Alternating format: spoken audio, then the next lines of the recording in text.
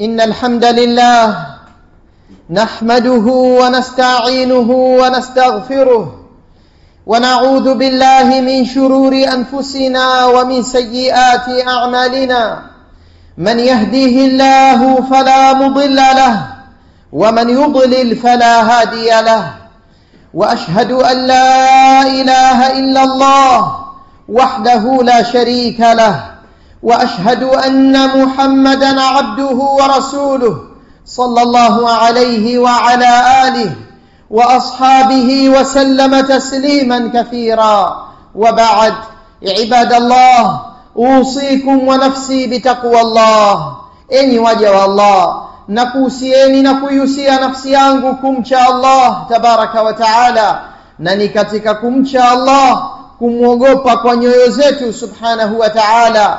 Waliman khafa maqama rabbih jannatan, na kwa yule ambaye aliyeogopa kusimamishwa mbele ya Mola wake atapata janna mbili. Na pia akasema katika suratul Nazi'at, wa amma man khafa maqama rabbih, ama yule ambaye anayeogopa kusimamishwa mbele ya Mola wake, wanahan nafsa 'anil hawa, na akaikataza nafsi na matamanio, fa innal jannata hiya al-ma'wa, basi hakika janna ndiyo mafikio yaliyotayarishwa kwa huyu mwenye kuogopa kusimamishwa mbele ya Allah.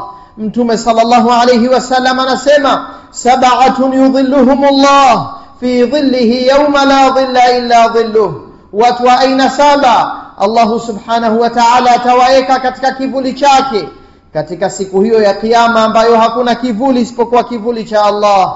Imamun adil, wa kwanza ni kiongozi mwadilifu, wa shabun nashaa fi ibadatillah, na wa pili ni mtu ambaye kijana kainukia katika kumwogopa Allah na kainukia tokea ujanani anamwabudu Allah. Wa tatu wa rajulun qalbuhu muallaqun bil masajid, na mtu ambaye moyo wake umetundikwa katika misikiti, hata akiwa nje ya msikiti anakumbuka msikitini. Na wengine warajulani tahabba fillah ijtamaa alayhi wa tafarraqa alayhi, na watu wawili ambao wamependana kwa ajili ya Allah wakakusanyika katika jambo la dini mpaka wakaachana katika jambo hilo. Kama vile al-hajj, safari ya hija imewakusanya wakawa pamoja mpaka wakamaliza safari yao wakafarikiana, hali ya kuwa mutahabbaini fillah, wamependana kwa ajili ya Allah na dini ndio iliyowakusanya. Wa rajulun dhakara Allah khaliyan fafadat aynah, na mwingine ni yule ambaye kamkumbuka Allah akiwa peke yake baina yake na Mola wake, kwa hofu alionayo ya kumwogopa Allah macho yake akatoa machozi. Wa rajulun da'atuhu imra'atun dhatu mansibin wa jamal, na mwingine ni mtu ambaye kaitwa na mwanamke mwenye uzuri na cheo, faqal, akasema kumwambia mwanamke yule katika cheo chake cha kabila na uzuri alionao, akasema inni akhafu Allah, mimi namuogopa Allah, siko tayari kwa ajili ya dhambi ya zina. Wa rajulun tasaddaqa bi sadaqatin fa akhfaha, na mwingine ni mtu ambaye ametoa sadaqa akaificha, hatta la ta'lama shimaluhu ma tunfiqu yaminuhu, mpaka mkono wake wa kushoto ukawa haukujua nini kilichotolewa na mkono wa kulia. Hawa wote saba kilichowasukuma katika amali hizo ni hofu ya Allah azza wa jalla, lakini mmoja wao ndiye anayetuhusu zaidi, katajwa kwa uwazi kwa sifa ya hofu. Wa rajulun dhakara Allah khaliyan fafadat aynah, nayo ni yule mtu ambaye kamkumbuka Allah akiwa peke yake mpaka hofu yake ikapelekea mwage machozi. Anasema alayhi salatu wasalam, thalathun munjiyat, mambo matatu yanaokoa, khashiyatullahi fi sirri wal alan. La kwanza ni kumwogopa Allah katika hali ya siri na dhahiri, awe mtu yu peke yake anamwogopa Allah na akiwa mbele ya watu anamwogopa Allah. Na kuna hali anaihesabu kama ni asiri mwanadamu, ni pale anapokuwa nchi nyingine, hakuna jicho linalomjua, hakuna yeyote anayemtambua, akaona ni uwanja wa kumwasi Allah huo, kwa sababu hakuna anayemjua. Huyu hakuwa na hofu. Hofu ya kweli ni ile ambayo inakuwa katika halatil jalwati wal khalwa, katika hali ya dhahir au hali ya kificho, yuko na wanaomjua au wasiomjua. La pili linalookoa, wala adlu fi ridha wal ghadab, na uadilifu katika hali ya kuridhika au kukasirika. Unapokasirika kuwa mwadilifu, na unaporidhika ukawa furahani kuwa mwadilifu. Uadilifu juu ya wanawe mtu, uadilifu juu ya wanafunzi wake, uadilifu juu ya familia, na uadilifu katika ngazi zote ndani ya Uislamu. Fi ridha wal ghadab, walqasdu fil ghina wal faqr, na la tatu linalookoa ni matumizi ya kati na kati katika hali ya utajiri au ya umaskini. Wa thalathun muhlikat, na matatu yanaangamiza, hawa muttaba, matamanio yanayofuatwa, wa shuhun mutaa, na ubakhili na pupa la kupenda mali. Jambo hili linapotiiwa, mtu akaweka utiifu juu ya ubakhili unavyomwamuru anafuata, basi hilo linaangamiza. Wa i'jabul mar'i bi nafsihi, na mtu kuona kwamba yeye ni bora kuliko wengine, kashangazwa na nafsi yake, akaona rai yake ndiyo sadid na muono wake ndiyo sawa, na yeye bora kuliko wote, na alisema ndo yeye ndio ndilo na jingine lo silo. Mtu anapofikia katika hali ya kibri namna hii, huwa ameishika njia ya maangamifu, iyadhan billahi min dhalik. Hakumwogopa Allah yule ambaye anayavamia mambo ya haram, anaacha sala, anakula riba, anashiriki katika maasiya, anasikiliza music. Huyo hakumwogopa Allah. Wala mwanamke hakumwogopa Allah ikiwa takhruju mutabarrijatan safira, anatoka hali ya kuwa amejipamba, yuko wazi, hajajifunika, analainisha kauli mbele ya wanaume, anafanya yale ambayo yanaenda kinyume na mipaka yake ya dini. Huyo hajamwogopa Allah, kwa sababu hofu, kuna suratul khawfi na haqiqatul khawf. Kuna picha ya hofu na hakika ya hofu. Picha ya simba haileti madhara, wala simba huyo aliyechorwa hawindi wala hatishi, kwa sababu ni sura la hakika. Kwa hiyo suratul khawf ndio hiyo ambayo kila mmoja anadai leo kwamba na mimi pia namwogopa Allah. Lakini je, sura tana uhakika? Haqiqatul khawf ni ile ambayo inampelekea mwanadamu kumwogopa Mola wake, akatii amri akawacha makatazo. Abu Dharr anasema, Mtume sallallahu alayhi wasallam amesema, inni ara ma la tarawun wa asma'u ma la tasma'un, mimi naona msioyaona na nayasikia msioyasikia. Atati samaa, mbingu imelia kwa uzito wa viumbe walio juu yake, kama kitanda kinavyolia na springi zikatoa sauti kwa sababu kimezidiwa uzito, au gari iliyobebeshwa shehena kubwa mpaka ikawa inanungunika kwa uzito ulio juu yake. Basi na mbingu hivyo hivyo, wa huqa laha an ta'iq, na imestahiki itoe sauti hiyo, kwa sababu ma fiha mawdi'u 4 asabi' illa alayhi malakun sajidun, hakuna sehemu ya kuweka vidole vinne mbinguni ila kuna malaika amesujudu. Law alimtum ma a'lam la dhahiktum qalilan wa la bakaytum kathira, law mungejua mnayojua mimi mtume wenu, mungecheka kidogo na mngelia sana. Wala taladhadtum bin nisa'i 'ala al-furush, wala msengestarehe na wake zenu juu ya vitanda. Wala kharajtum ila suudati taj'arun, na mngetoka mngeingia majiani huku mnapiga kelele mkimtaka Allah radhi akusameheni asikuadhibuni. Abu Dharr anasema baada ya kuyasikia hayo, wallahi lawadiktu anni shajaratun tu'bad, wallahi nilitamani ningekuwa mti uliokatwa, na habari yake ikamalizika. Ibrahimu mtoto wa Abdurrahman ibn Auf, Abdurrahman ibn Auf habari yake inaelezwa na mwanawe kwamba utiya bi ta'amin wa kana saima, aliletewa chakula hali ya kuwa yumo ndani ya siyam. Akasema, kutila Mus'ab ibn Umair wa huwa khairun minni wa kuffina fi burdatin in ghutiya biha ra'suhu badat rijlahu wa in ghutiya rijlahu bada ra'suhu. Anasema Mus'ab ibn Umair kauliwa katika vita vya Uhud, na ni mbora kuliko mimi, kakafiniwa katika kitambaa ambacho ilikuwa akifunikwa kichwani, miguu yake inadhihiri, na ikifunikwa miguu kichwa kinadhihiri.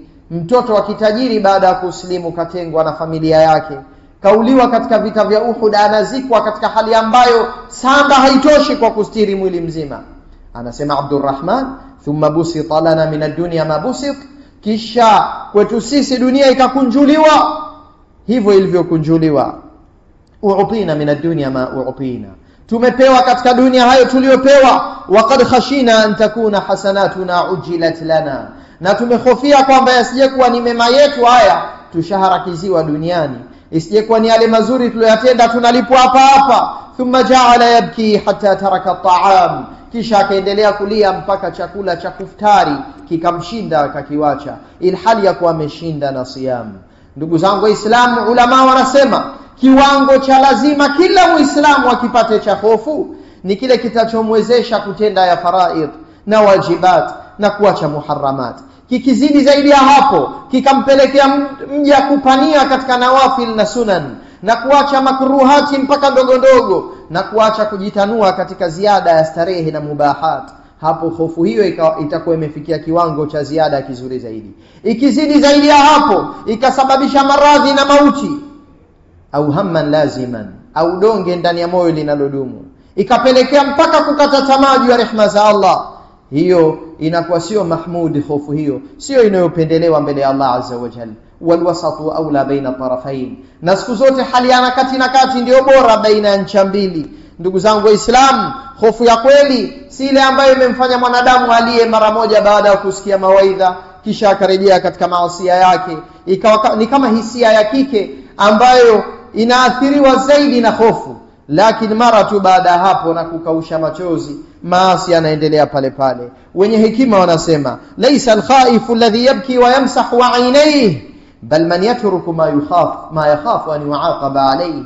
Mwenye hofu si yule aliyelia akafuta machozi, bali ni yule ambaye amewacha yale ambayo kupitia hayo ataadhibiwa. Ndugu zangu Waislamu, Mtume sallallahu alayhi wasallam katufundisha kwamba hofu na kumjua muogopo wa mambo hayo yana mahusiano. Takhsha mimman ta'lamu, unamwogopa unayemjua. Inma yakhsha Allah min ibadihi alulama, Allah anasema si vinginevyo wanaomwogopa katika waja wake ni wale wanaomjua. Akasema wallahi inni la a'lamuhum billah, wallahi mimi nawazidi wote hawa kwa kumjua Allah. Wa ashadduhum lahu khashiyah, na mimi ndio ninayemwogopa zaidi. Kuyajua majina ya Allah na sifa zake, kujua afaaluhu sabiqati jaha dhalimin, vitendo vyake vilivyopita kwa madhalim, wale kawazamisha, wale kawaletea sauti ya malaika na ukelele wakafariki. Wengine ardhi yao imemegwa, ardhi ya Sodom ya kaumu Lut, ikapelekwa mpaka mbinguni kisha ikaberuliwa juu chini na wakapigwa na mvua ya mawe, na wengine wakaadhibiwa kwa adhabu za aina mbalimbali. Atakayejua matukio haya yaliyopita na yaliyoko zama zetu, mara tetemeko la ardhi, mara vimbunga, mara mripuko wa maradhi dunia nzima, huyu atamwogopa Allah.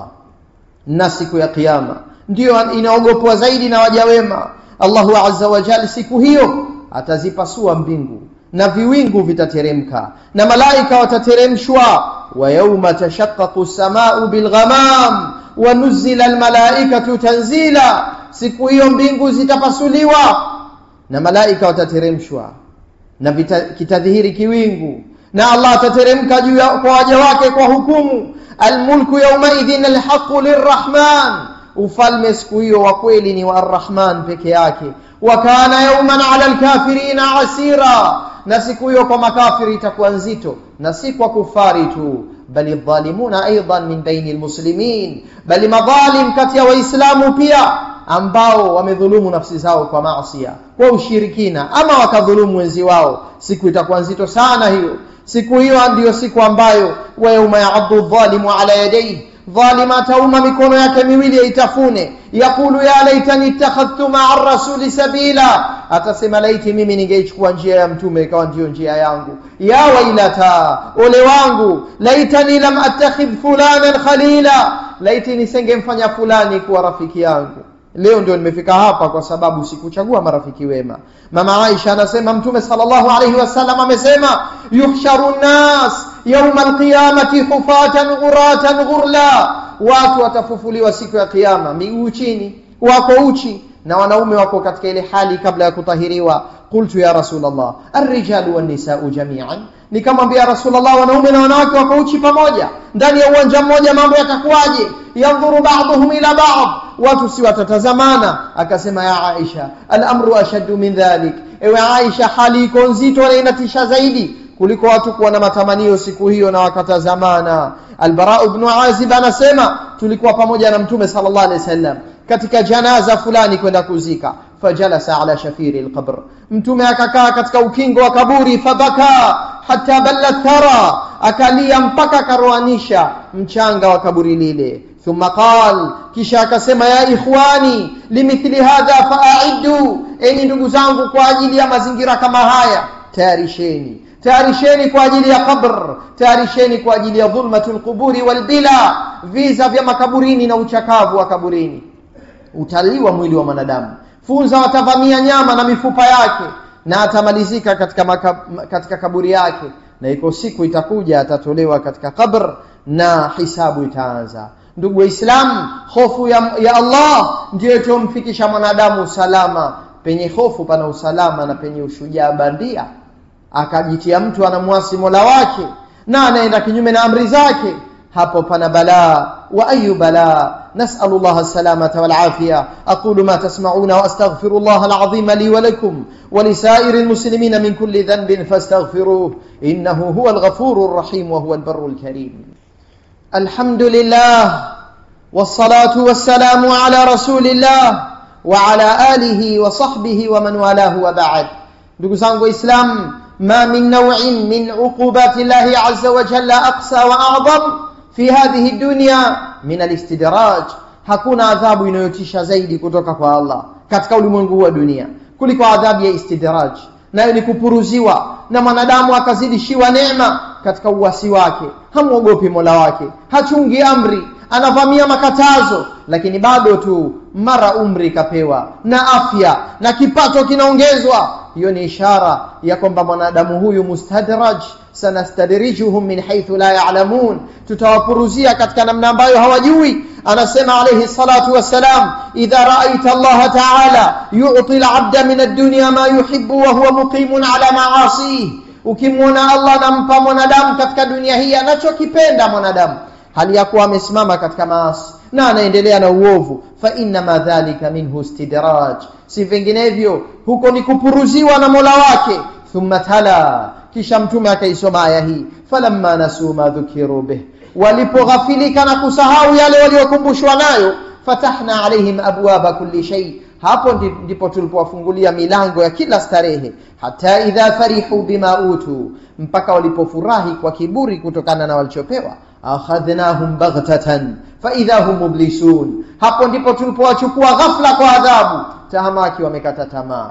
Kikomo cha adhabu kinakuja katika kikomo cha starehe. Yani wakati mwanadamu ameghafilika kabisa na amesahau na yumo katika bahari ya matamanio, pale ndio huja adhabu ikawasomba watu na ikawapeleka katika mazingira wakakata tamaa. Yauma tajidu kullu nafsin ma amilat min khairin muhdara, siku hiyo ya kiyama ndio siku ambayo kila nafsi itaona mazuri yake yote iliyotenda nafsi hiyo yamehudhurishwa mbele yake. Wa ma amilat min su, na ule uovu ambao umetendwa na nafsi hiyo, iwe ni kutazama haramu, iwe ni kusengenya, iwe ni kusikiliza yasiyofaa, iwe ni madhambi mengineyo, dhambi yoyote ile, tawaddu law anna bainaha wa bainahu amadan ba'ida, nafsi itatamani lau ingekuwa baina nafsi hiyo na dhambi hiyo kuna masafa ya mbali, hata ile sababu ya kumkurubia dhambi ile isingekuwepo.